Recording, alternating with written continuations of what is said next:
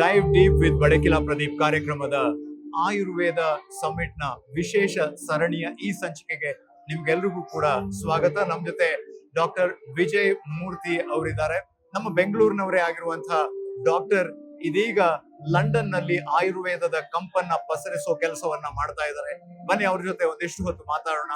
ನಮಸ್ಕಾರ, ನಮ್ಮ ಕಾರ್ಯಕ್ರಮಕ್ಕೆ ಸ್ವಾಗತ and thank you so much ನಮ್ಮ ಕಾರ್ಯಕ್ರಮಕ್ಕೆ ಬಂದಿರೋದಕ್ಕೆ. ಭಾರತದಲ್ಲಿ ಆಯುರ್ವೇದ ಭಾರತದ್ದು, ಆದ್ರೆ ನೀವು ಲಂಡನ್ ನಲ್ಲಿ ಹೋಗಿ ಆಯುರ್ವೇದದ ಬಗ್ಗೆ ಕೆಲಸ ಮಾಡ್ತಿದ್ದೀರಾ. ಎಷ್ಟು ವಿಭಿನ್ನ ಮತ್ತೆ ಹೇಗಿದೆ ರೆಸ್ಪಾನ್ಸ್? ಲಂಡನ್ ನಲ್ಲಿ ಅಥವಾ UK ನಾನು ಆಸ್ಟ್ರೇಲಿಯಾಲಿದ್ದೆ, ನ್ಯೂಜಿಲ್ಯಾಂಡ್ ಅಲ್ಲಿದ್ದೆ.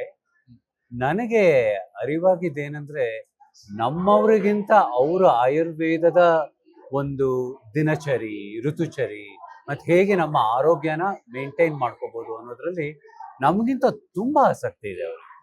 ಮತ್ತೆ ಸೊ ನಮಗೆ ಅಸಡ್ಡೆ ಅಂತ ಹೇಳ್ತೀರಾ? ಖಂಡಿತ. ಬಿಕಾಸ್ ನಾನು ಇಲ್ಲಿ ಬೆಂಗಳೂರಿಗೆ ಬಂದಾಗ ಎಲ್ರು ಯಾವಾಗ್ಲೂ ಅಲ್ಲಿ ದೋಸೆ ತಿನ್ನೋಣ, ಇಲ್ಲಿ ಇಡ್ಲಿ ಚೆನ್ನಾಗಿದೆ, ಅಲ್ಲಿಗೋದ್ರೆ ವಡೆ ಚೆನ್ನಾಗಿದೆ ಅಂತ ಹೋಗ್ತಾ ಇರ್ತಾರೆ. ಬಟ್ ಆಯುರ್ವೇದದ ಪ್ರಕಾರ ಫ್ರೆಶ್ ಆಗಿ ಮಾಡಿರೋಂಥ ಆಹಾರನ ಸೀಸನ್ಗೆ ಪ್ರಕಾರ ಹೆಚ್ಚಲ್ಲದೆ ಸ್ವಲ್ಪ ಕಮ್ಮಿ ತಿನ್ಬೇಕು, ಈ ತರ ಎಲ್ಲ ಒಂದು ನಿಯಮಗಳು ಆಯುರ್ವೇದದಲ್ಲಿ ಇರೋದು. ಅದನ್ನ ಇದೇ ಆಯುರ್ವೇದದ ಹುಟ್ಟು ಜಾಗವಾದಂತ ಇಲ್ಲಿ ಆಯುರ್ವೇದಿಕ್ ಔಷಧಿ ತಗೋತಾರೆ. ಬಟ್ ಆಯುರ್ವೇದಿಕ್ ಲೈಫ್ ಸ್ಟೈಲ್ ನ ಮಾತ್ರ ಫಾಲೋ ಮಾಡೋದು ನನಗೆ ಕಾಣ್ತಾ ಇದೆ. ಅದೇ ಮುಖ್ಯ ಅಂತೀರಾ? ಔಷಧಿ ತಗೊಳ್ಳೋದಕ್ಕಿಂತ ಅದು ಮುಖ್ಯ ಜಾಸ್ತಿ. ಖಂಡಿತ. ನೀವ್ ನೋಡಿ, ಈಗ ಜೀವನ ಉಳಿಸೋದಿಕ್ಕೆ ಮೆಡಿಕಲ್ ಸೈನ್ಸಸ್ ಚೆನ್ನಾಗಿ ಅಡ್ವಾನ್ಸ್ ಆಗಿದೆ. ನಾವು ಆ ಲೈಫ್ ಸ್ಪ್ಯಾನ್ ಅನ್ನು ಎಕ್ಸ್ಟೆಂಡ್ ಮಾಡ್ಬೋದು, ಜೀವನನ ನಡೆಸೋದಕ್ಕೆ. ಬಟ್ ಆ ಹೆಲ್ತ್ ಸ್ಪ್ಯಾನ್ ಅಂತ ಏನ್ ಹೇಳ್ತೀವಿ, ಕರೆಕ್ಟ್, ಆ ಹೆಲ್ತ್ ಸ್ಪ್ಯಾನ್ ಅನ್ನ ಕೊಡೋದಕ್ಕೆ ಕನ್ವೆನ್ಷನಲ್ ಮೆಡಿಸನ್ ಇಂದ ಬಹಳ ಕಷ್ಟ. Because we can't take a tablet or have a surgical procedure. ಅದಕ್ಕೆ ಬೇಕಾಗಿರುವಂಥದ್ದು ದಿನಚರ್ಯ, ಋತುಚರ್ಯ, ನಮ್ಮ ನಿದ್ದೆ, ಆಹಾರ, ಸ್ಟ್ರೆಸ್ ನಾವು ಹೇಗೆ ಮ್ಯಾನೇಜ್ ಮಾಡ್ಕೊಳ್ಳುವಂಥದ್ದು, ಆಕ್ಟಿವಿಟಿ ನಮ್ಗೆ ಹೇಗಿರ್ಬೇಕು. But very interesting thing is, ಈಗ ಇದು ಒಳ್ಳೆ ಆಹಾರ, ಇದು ಕೆಟ್ಟ ಆಹಾರ ಅಂತ ಆಯುರ್ವೇದದಲ್ಲಿ ಇಲ್ಲ. ನಿಮಗೆ ಯಾವುದು ಸರಿಯಾದ ಆಹಾರ ಅಂತ ಇರೋದು. ಸೊ ಹಾಗಿರುವಾಗ ದೇಹ ಪ್ರಕೃತಿಗೆ ಅನುಗುಣ. ಹೌದು, ಪ್ರಕೃತಿ ಮತ್ತೆ ವಿಕೃತಿ ಇದನ್ನ ಅರ್ಥ ಮಾಡ್ಕೊಳ್ಳೋದೇನಿದೆಯಲ್ಲ, ಇದರಲ್ಲಿ ವೆಸ್ಟರ್ನರ್ಸಿಗೆ ಬಹಳ ಆಸಕ್ತಿ ಇದೆ. ಸುಮ್ಮನೆ ಅಂದ್ರೆ ಪರ್ಸನಾಲಿಟಿ ತಿಳ್ಕೊಬೇಕು ಅಂತಲ್ಲ, ವಾತ ಪಿತ್ತ ಕಫ ಅಂತ. ನಾನು ವಾತ ಪ್ರಕೃತಿ ಆದ್ರೆ ಯಾವ ತರ ಆಹಾರನ ನಾನು ತಿನ್ಬೋದು, ನನ್ನ ದಿನಚರಿ ಹೇಗಿರ್ಬೇಕು, ನನ್ನ ಆಕ್ಯುಪೇಷನ್ ಯಾವ ತರ ಇರಬೇಕು, ನನ್ನ ಆಕ್ಟಿವಿಟಿ ಯಾವ ತರ ಇರಬೇಕು, ಇದೆಲ್ಲಾನು they listen with rapt attention and they apply it. But ಅದು ನನಗೆ ನಮ್ಮದೇ ದೇಶದಲ್ಲಿ Yeah, they always say the prophet in your own town is never going to be a prophet. ಅದೇ ಬೇರೆ ಕಡೆ ಹೋಗಿ ಉಪದೇಶ ಮಾಡಿದಾಗ ಅದು ಬೆಳೆಯುತ್ತೆ ಅಂತ. Perhaps that is very true for Ayurveda in this country. ಅಂದ್ರೆ ಆಯುರ್ವೇದಿಕ್ ಮೆಡಿಸಿನ್ಸ್ ಅಲ್ಲಿ ಬಹಳ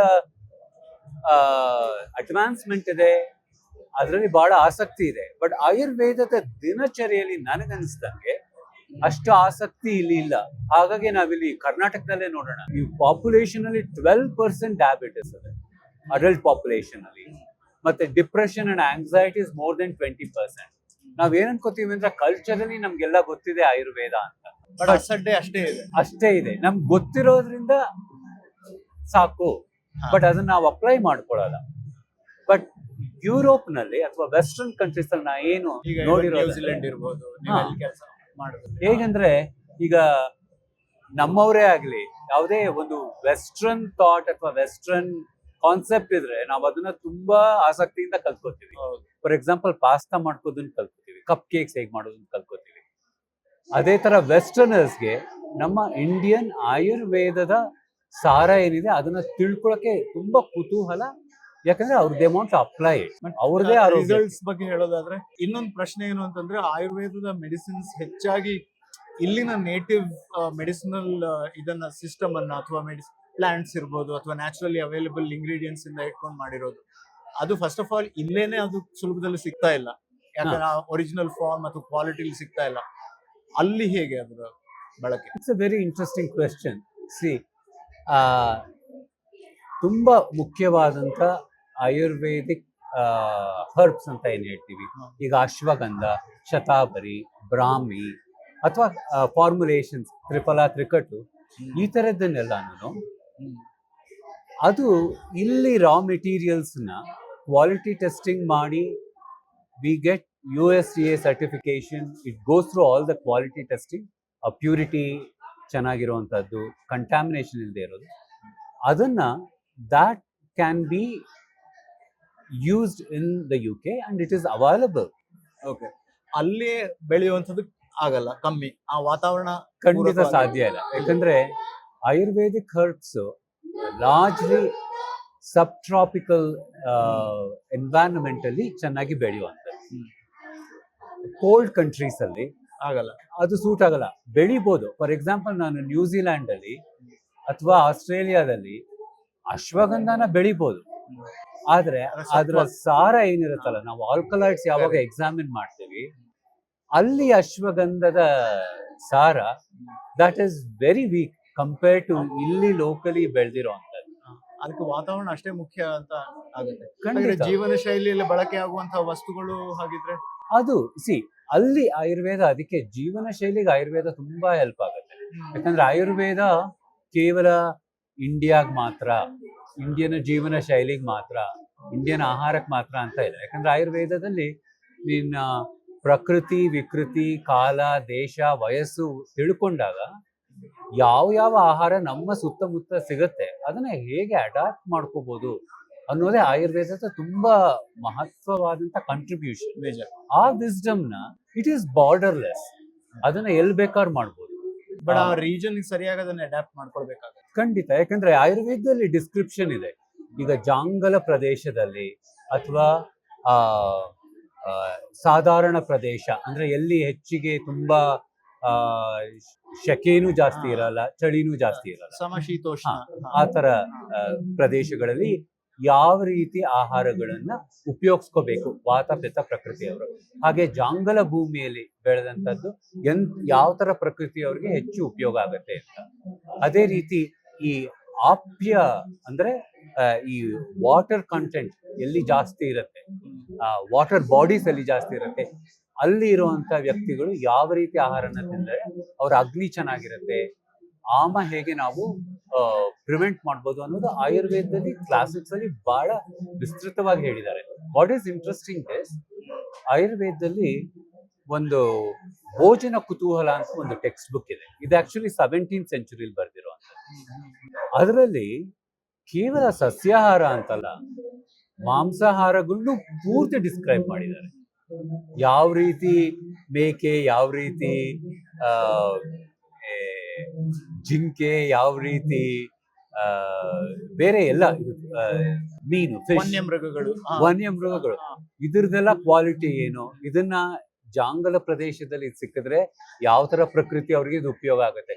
ಸೊ ಇವಾಗ ನಮ್ಗೆ ಈ bio informatics and artificial intelligence ಇರೋದ್ರಿಂದ ಆ ರೀತಿಯಾದಂತ ತುಂಬಾ ದಟ್ಟವಾದ ಆಯುರ್ವೇದದ ನಾಲೆಡ್ಜ್ ಏನಿದೆ ಅದನ್ನ ನಾವು ಥ್ರೂ ಲಾರ್ಜ್ ಲರ್ನಿಂಗ್ ಮಾಡೆಲ್ಸ್ ಇಂದ we can extract into knowledge graphs.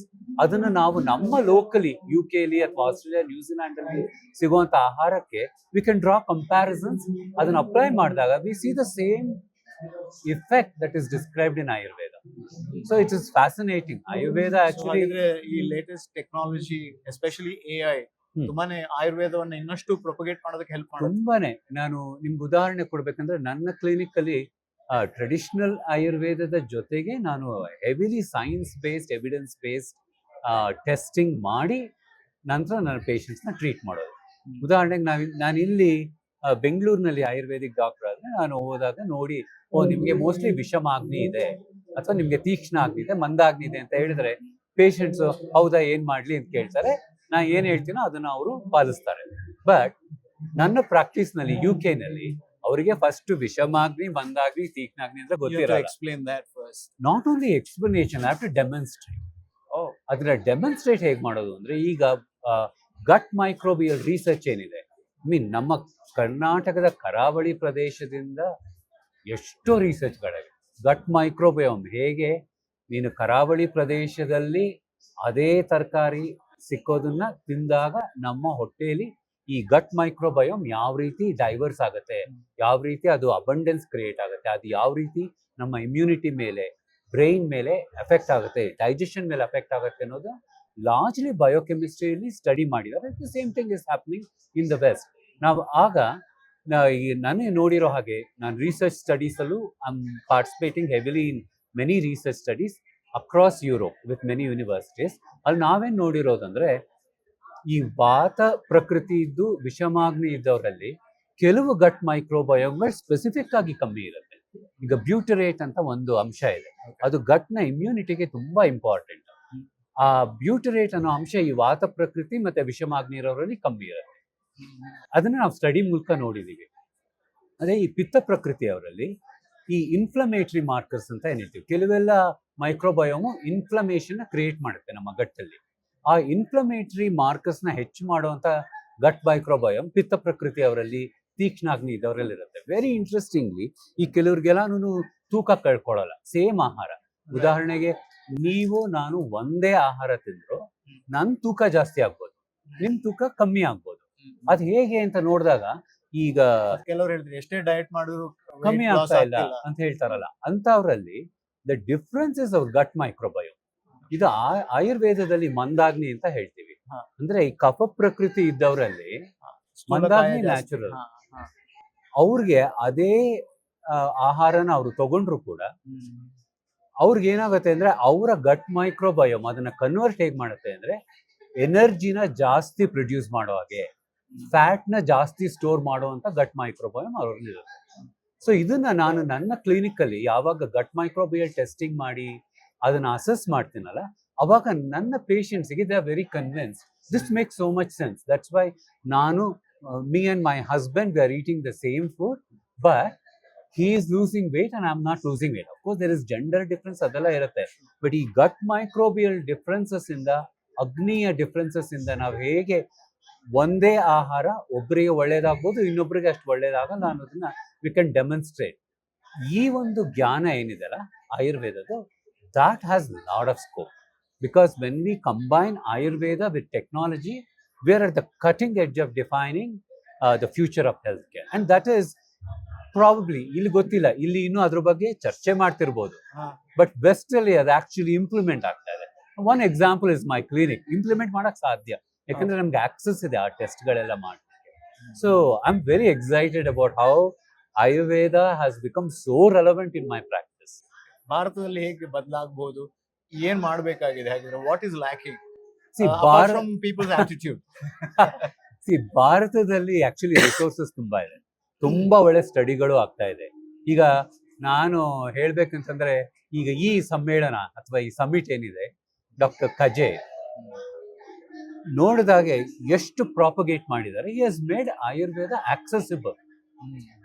ಈ ಆಯುರ್ವೇದದಲ್ಲಿ ಒಂದು ಕ್ಲಾಸಿಕಲ್ ಆಯುರ್ವೇದದಲ್ಲಿ ಒಂದು ಶ್ಲೋಕ ಇದೆ, ರೋಗಿ ಆಡ್ಯನಾಗಿರ್ಬೇಕು ಆಯುರ್ವೇದ ಉಪಯೋಗಿಸಕ್ಕೆ. ಅಂದ್ರೆ ಆಡ್ಯ ಅಂದ್ರೆ he has to be rich.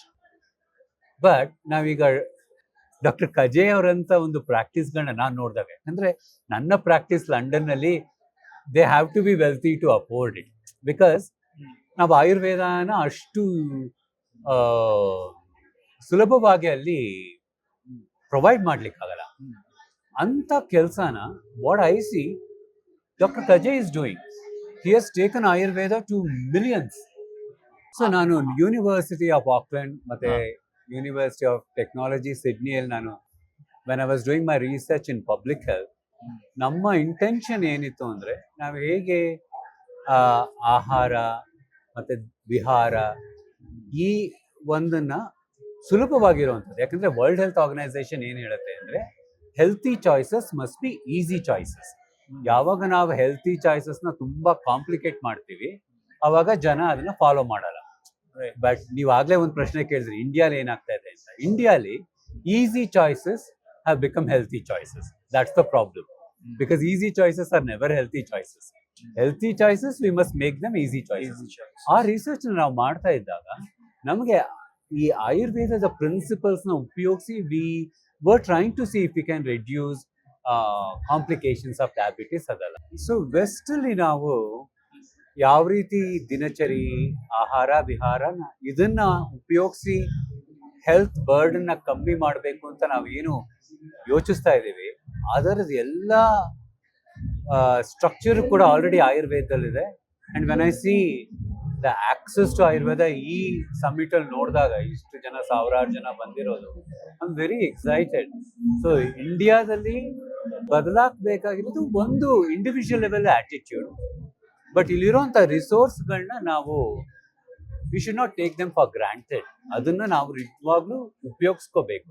I think my only request is that you are sitting in the middle of a treasure, not knowing that you are actually sitting in a huge treasure box. ಅದನ್ನ ಉಪಯೋಗಿಸ್ಕೊಳ್ಳೋಣ. ಅದಾದ್ರೆ that will be enough. Because ಇವತ್ತು ಆಯುರ್ವೇದನ ನಾವು depend ಮಾಡ್ಕೊಳ್ಳೋ ಅವಶ್ಯಕತೆ ಇಲ್ಲ. ಆಯುರ್ವೇದನ apply ಮಾಡ್ಕೊಳ್ಳುವಂತ ಪರಿಸ್ಥಿತಿಗೆ because of works from many people including supply ಕಮ್ಮಿ ಇಲ್ಲ, ಅಪ್ಲೈ ಮಾಡಿರೋ ಖಂಡಿತ. ನಮ್ಮಲ್ಲಿ ಡಿಮ್ಯಾಂಡ್ ಜಾಸ್ತಿ ಇದೆ, ಸಪ್ಲೈ ಇಲ್ಲ ಆಯುರ್ವೇದಕ್ಕೆ. ಇಂಡಿಯಾದಲ್ಲಿ that is true and that's what I would say. Thank you so much. You're most welcome. ಇಷ್ಟು ಹೊತ್ತು ಸಮಯ ಕೊಟ್ಟು ಮಾತಾಡಿದ್ದಕ್ಕೆ. Thank you.